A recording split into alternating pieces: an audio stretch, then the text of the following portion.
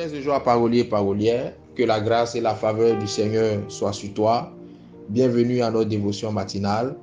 Aujourd'hui, le docteur Yazid te parlera du chiffre 40. Exode 34, verset 28. La Bible déclare: Moïse fut là avec l'Éternel 40 jours et 40 nuits. Il ne mangea point de pain et il ne but point d'eau.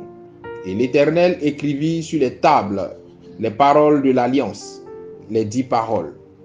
Amen. Lorsque tu liras la Bible, tu comprendras que la Bible est un condensé de livres truffés de chiffres.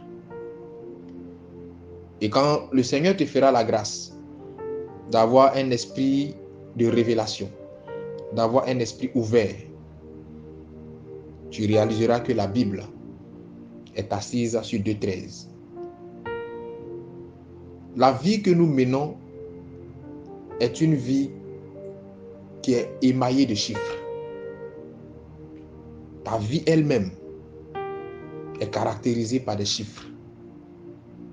Ton jour de naissance est un chiffre. Ton mois de naissance est un chiffre. Ton année de naissance est un chiffre.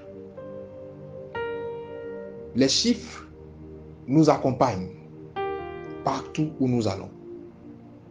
La Bible est un condensé de livres faits de lettres, mais chaque lettre a une valeur numérique. En d'autres termes, la Bible est un livre alphanumérique. La Bible est un code. Les chiffres ont un sens spirituel. Le chiffre 1, qui est le chiffre de l'amour ou de l'unité. Le chiffre 2, le chiffre du combat ou de l'alliance. Le chiffre 3, le chiffre de la victoire. Le chiffre 4, le chiffre de l'équilibre ou de la stabilité. Le chiffre 5, le chiffre de la grâce. Le chiffre 6, le chiffre de l'homme. Et j'en passe. Mais aujourd'hui, je veux te parler du chiffre 40. Le chiffre 40 est un chiffre à haute fréquence spirituelle. Dans la vie courante, c'est à 40 ans que la vie de l'homme commence. Et c'est à 40 ans que le corps de l'homme commence aussi à décliner. 40 ans est l'âge de la maturité, de la responsabilité totale d'un homme. Le chiffre 40 est le chiffre de l'épreuve. C'est le chiffre de la consécration. C'est le chiffre de la renaissance. C'est le chiffre de la reconversion, de l'épuration. Et quand nous poussons la spiritualité plus loin, le chiffre 40 est un chiffre encore fort, parce que c'est au bout de 40 jours que l'âme quitte définitivement le corps de l'homme.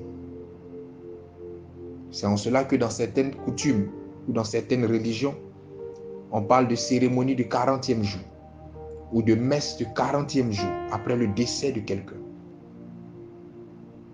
Jeûner 40 jours, c'est s'attirer la bénédiction, c'est s'attirer la faveur. Tous les règnes respectés ont été des règnes qui ont duré au moins 40 ans. David a régné 40 ans. Salomon a régné 40 ans. Ici même en Côte d'Ivoire, Houphouët-Boigny a régné 40 ans. Et lorsque vous lirez la Bible, il y a plusieurs textes où le chiffre 40 revient. Le déluge a duré 40 jours. Moïse a jeûné 40 jours et 40 nuits.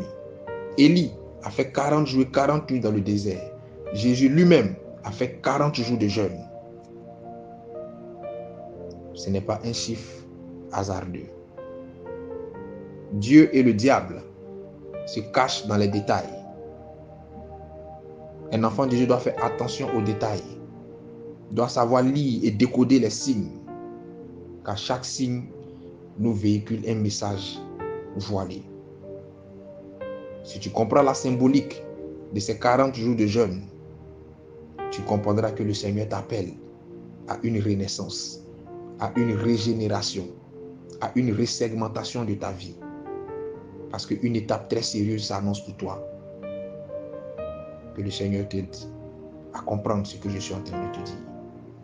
Que la grâce soit sur toi et que ton esprit s'ouvre davantage. Shalom chez toi.